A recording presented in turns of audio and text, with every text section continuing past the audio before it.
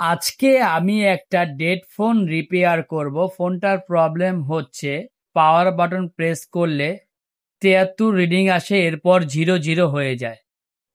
তো আমি খুব ভালোভাবে মাদারবোর্ডটাকে শক্ত করে আটকিয়ে নিলাম, তারপরে উন্নত মানের ফ্ল্যাগ পেস্ট দিয়ে দিলাম সামান্য পরিমাণে, তারপর ধীরে ধীরে হিট দিলাম।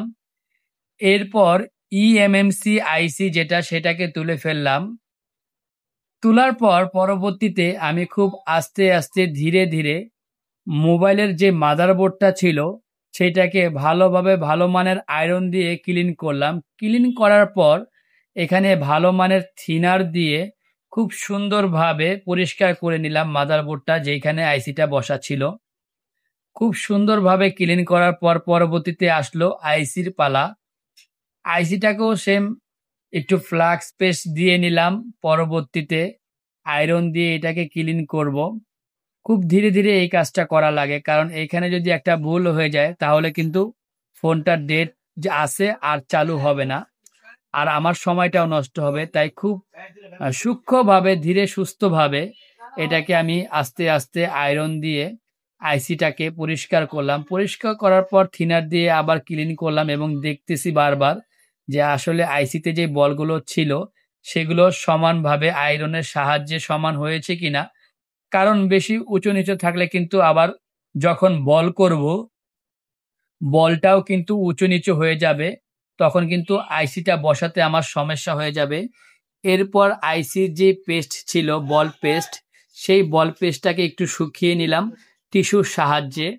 তারপরে আমি এখন আইসির বল করব।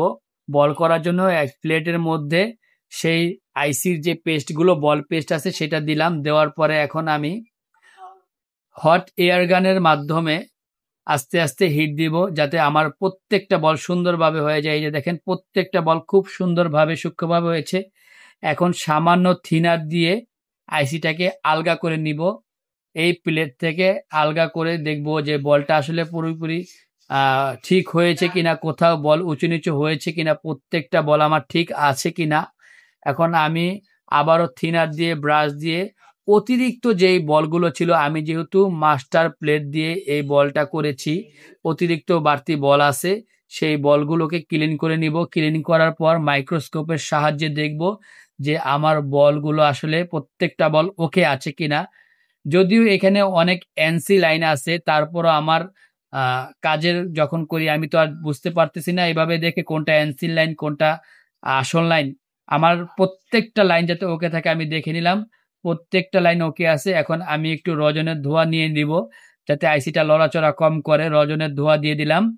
ধোঁয়া দেওয়ার পরে এখন আমি এখানে আমার যে ইএমএমসি আইসিটা ছিল সেটাকে ইনস্টল করব। ইনস্টল করার পর আমি দেখব যে আসলে আমি সাকসেস হয়েছি কিনা কাজটায়।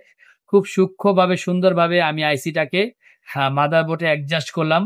এখন একটু ঠান্ডা করতে দিব। 2-3 মিনিট ঠান্ডা হওয়ার পরে আমি আসলে এটাকে চেক দিব যে আসলে কাজটা ওকে হয়েছে কিনা। আশেপাশে আসলে অনেক কাস্টমার ছিল, বারবার ডাকতেছিল, কাজটা করতে অনেক সময় লেগেছে। আসলে ব্যস্ত সময়ের মধ্যে কাজটা ধরা হয়েছে, সন্ধ্যার পর খুব ব্যস্ত থাকি, সেই সময় কাজটা করা হয়েছে। তো এই জন্য এখন এই যে দেখেন চেক করতেছি।